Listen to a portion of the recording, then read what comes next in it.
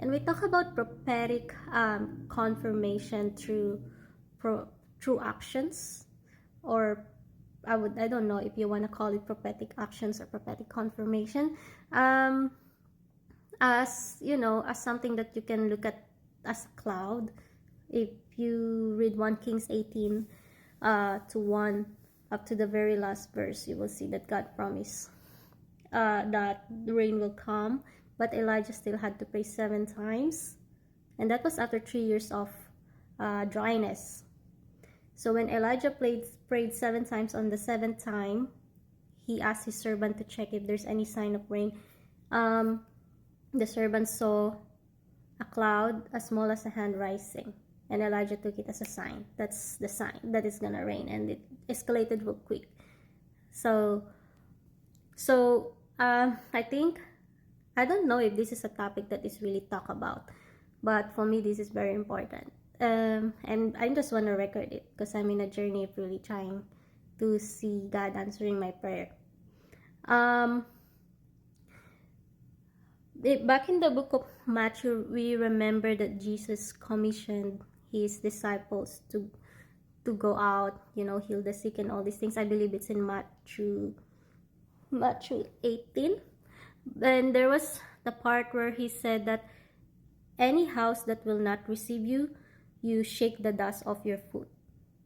And he's kind of saying prophetically that is the sign that he is rejecting them too, because they rejected you. So that's like a prophetic action, confirmed by some sort of prophetic, confirmation.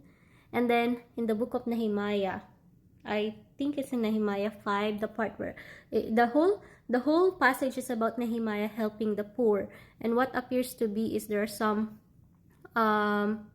governors in the position that are taking advantage of their authority to just rob the poor, or just being unjust to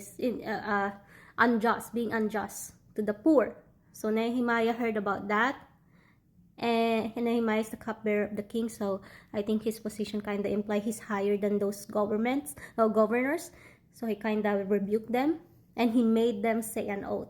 Then after he made them say an oath, to basically to make things right, to restore those that was forcibly taken from the poor and all these things, Nehemiah did something. I think he shake the fold of his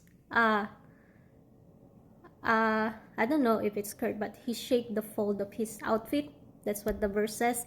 And what that signifies is that if they don't take the oath seriously, or if they did not do what they promise, they will be shaken off of everything that every wealth that they had.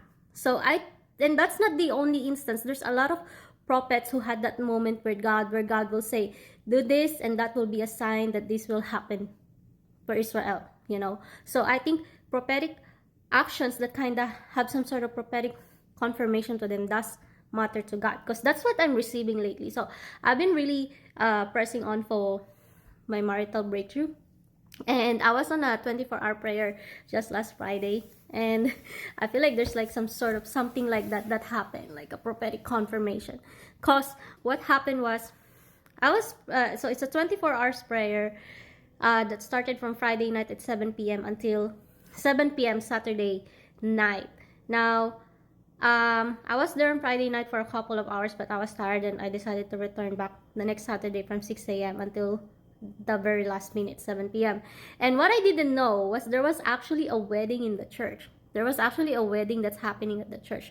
The thing with our church is the sanctuary is connected to some extra event space, like a coffee room or something like that. There was a wedding happening there, and I didn't know because I was just busy praying to God, seeking God and all these things. And how I discovered is because I bought a coffee, and then I also had one of my friend from the church that kinda I offered her if she wants some coffee so I can buy her one. So I got that coffee, came back to the church, and then I started looking for her because I don't see her. So I started looking for her everywhere. And I also decided to visit that space. And then I saw, oh, there's an event going on. And I was so shocked when I saw that there is a wedding event happening there. Now, what that implies to me, prophetically, is all I need is to seek God. All I need is to seek God. All I need is to pray God, press on prayer, and I will stumble upon that marital breakthrough. I will stumble upon my marriage, you know? And it happened in the same church, you know, not and just beside the sanctuary where I was seeking the Lord. So I'm trying to read that prophetically, and because I was in prayer, you know, still until that night, I did pray and declare that, Lord, I'm taking this as a sign that as long as I seek you, I pray to you, I don't have to chase marriage. Marriage will find me. Marriage will find me even in your house, you know. And then there's another thing that happened that same time. So I tried to fast that day, but lately I'm just really enjoying having something. I don't know. I just really enjoyed eating lately. So somewhere along the line, I took a break. You know, when I bought that coffee, I bought some muffin with it, and but just to be respectful to the ongoing prayer, I decided to go out of the sanctuary, just gone to the lobby and chill and just finish my muffin. And as I was eating my muffin, so our sanctuary has a second floor. I look up at the balcony and the bride is actually there. The bride is actually there.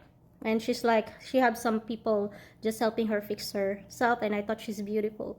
And what that prophetically implies to me is, I'm still in the church, I'm seeking the Lord.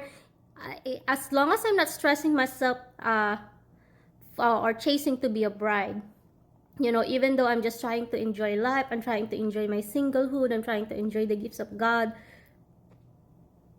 being a bride will chase me, you know. And I saw that she's so beautiful, and I just really pray that that's how it's gonna be look like for me.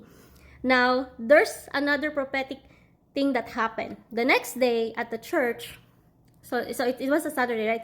The next day at the church, I was, for some reason, I don't know, I was looking for someone, and then I looked for someone through the same path that the bride walked in, which was in balcony. And I rarely go to balcony, in that part of balcony. I rarely go. Probably that's only one or twice, the second time since I joined the church. And I realized, wait, I just walked on the path the same bride has walked out.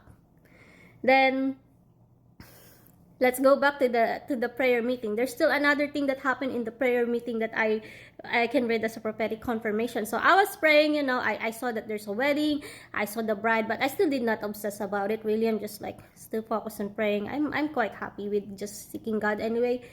But for some reason, the place that I'm sitting, which is very far, I can see the door that kinda in between the sanctuary and that coffee area of the sanctuary where the wedding has taken place. Now the thing is, it's like, you know, I'm in the east and the door was in the west, but for some reason I can see the door, and in the door has a little glass that I can see through what behind it. And for some reason, God keeps highlighting to me that the groom, I keep seeing the groom. Like, I'm trying to concentrate on prayer, but I just keep ended up looking at the groom. The groom cannot see me. And also, this happened when the wedding is done. So everyone is just outside the venue, and you know, they're just there.